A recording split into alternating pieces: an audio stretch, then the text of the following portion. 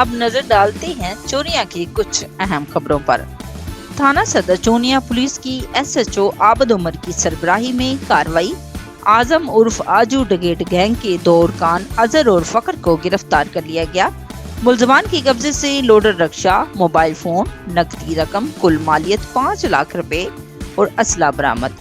ملزمان نے چونیا اور گردوروا میں چوری ڈکیتی کی متعدد سنگین وارداتوں کا انکشاف کیا ہے۔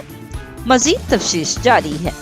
ڈی پی او قصور طارق عزیز سدھو نے اچھی کارکردگی پر تھانہ صدر چونیا پولیس کو شاباش دی۔ ڈی پی او قصور کے حکم پر ایس ایچ او عابد عمر کی فوری کارروائی۔ چونیا تھانہ صدر کی حدود میں خواجہ سرا نے ٹک ٹاک اسلحے کے ساتھ بنا کر سوشل میڈیا پر اپلوڈ کرنے کا معاملہ۔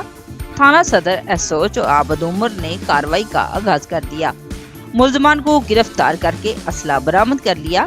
عابد عمر کا کہنا تھا کہ کسی کو قانون ہاتھ میں نہیں لینے دیں گے، جو بھی قانون کو ہاتھ میں لے گا اس کے خلاف کارروائی عمل میں لائی جائے گی۔